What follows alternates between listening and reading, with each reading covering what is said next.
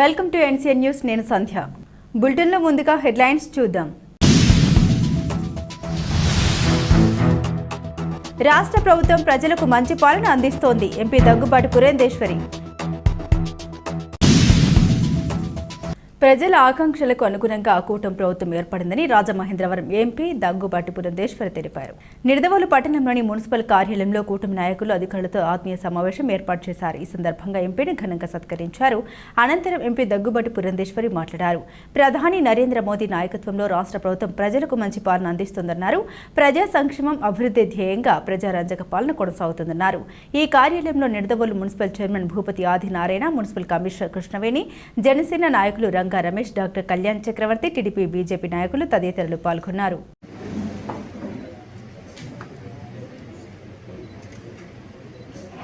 ముందుగా మీ అందరికీ కూడా నా శుభాకాంక్షలు చేస్తున్నాను. ఈ మధ్య వేదంగా జ్ఞాపకం కావడం ఖచ్చితంగా ప్రజల్లో ఒక రకమైనటువంటి ఆశ ఉన్నది. కూటమి ఏ స్థాయిలో ఉన్నా సరే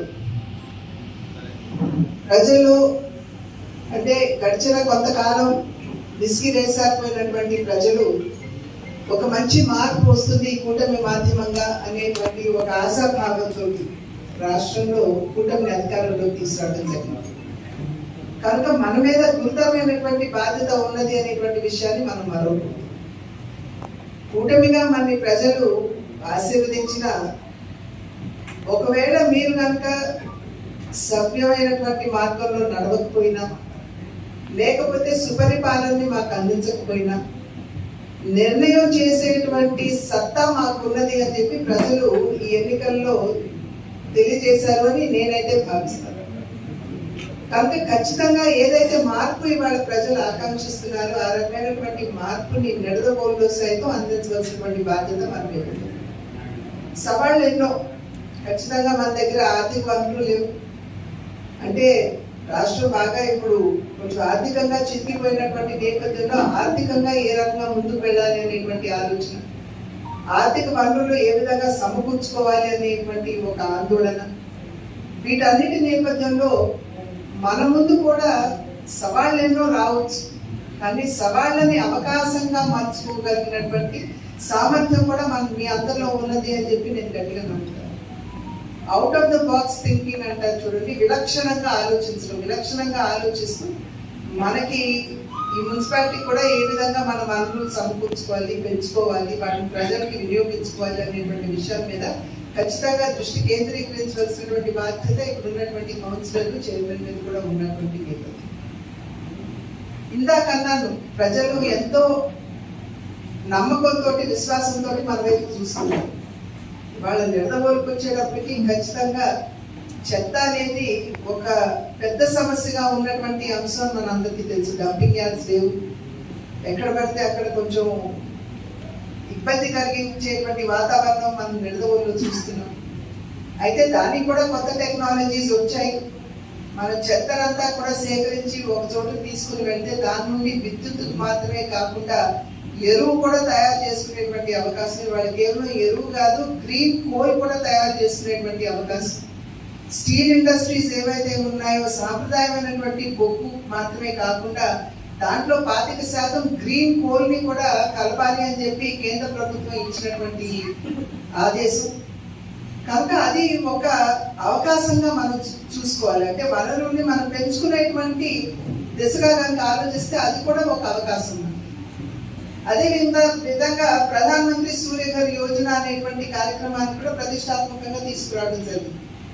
ఇళ్ల మీద సోలార్ ప్యానెల్స్ పెట్టించి ప్రజలకి విద్యుత్ ఏదైతే బిల్లులు మేము భరించలేకపోతున్నాం అనేటువంటి భావన ప్రజల్లో ఉన్నదో దాన్ని ఒకంత వారికి ఊరట అందిస్తూ దాన్ని ఆ ఇబ్బందిని తొలగించేటువంటి ఒక అవకాశం కూడా ఇప్పుడు మన ముందు. అదేవిధంగా జల్ జీవన్ మిషన్ కింద ఇచ్చేటువంటి ఇంటింటికి కుళాయి మాధ్యమంగా నీరు, అది కూడా మనకి వాళ్ళ కేంద్ర ప్రభుత్వం సంపూర్ణంగా దాన్ని సపోర్ట్ చేయడానికి ముందుకు వచ్చినటువంటి నేపథ్యం. యావత్ భారతదేశంలో 15 కోట్ల మందికి ఇవాళ కుళాయిలు, పేదల ఇళ్లకి కుళాయిలు ఇచ్చినటువంటి ఘనత కేంద్రంలో ఉన్నటువంటి ఎన్డీఏ ప్రభుత్వానికి దొరుకుతుంది. కనుక దాన్ని మనం ఎలా అందిపుచ్చుకుంటాం? పోయిన సంవత్సరం అనుకుంటాం లేదా ముందు సంవత్సరం 6,500 కోట్లు ఇచ్చినట్లయితే మనం దాన్ని సవ్యంగా అంతకుముందు అంటే 2024 ముందు వాటిని సవ్యంగా వినియోగించుకోలేకపోయాం. కానీ ఇవాళ మళ్ళీ జల్ జీవన్ మిషన్ ను ముందుకు వచ్చినటువంటి దాన్ని పొడిగించి ముందుకు తీసుకొచ్చినటువంటి సందర్భంలో దాన్ని మనం ఏ విధంగా సమర్థవంతంగా వినియోగించగలం. స్ట్రీట్ ల్యాంప్స్ అంటున్నారు, వాటికి ఎల్ఈడి అని అన్నారు, కానీ దానికి మనం సోలార్ కూడా జోడించవచ్చు. సోలార్ జోడించడం అంటే కేవలం సోలార్ ప్యానెల్ పెట్టడం మాత్రమే కాకుండా సెన్సిటివ్ ఎల్ఈడి లైట్స్ ఏదైతే ఉందో అంటే సూర్యుడు ఉదయిస్తున్న కొద్దీ అవి డిమ్గా మారి లైట్లు ఆగిపోవడం, అదేవిధంగా చీకటి పడుతున్న కొద్దీ లైట్లు బ్రైటన్ అవ్వడం, ఆ రకమైనటువంటి స్మార్ట్ ఎల్ఈడి లైట్స్ కూడా కేంద్ర ప్రభుత్వ భాగస్వామ్యంలో ఉన్నటువంటి కొన్ని సంస్థలు ప్రవేశపెట్టాయి. రెవెన్యూస్ అంటారా, హౌస్ ట్యాక్స్ అంటాం, ప్రాపర్టీ ట్యాక్స్ అంటాం, వాటర్ ట్యాక్స్ అంటాం, ఎలక్ట్రిసిటీ ట్యాక్స్ అంటాం.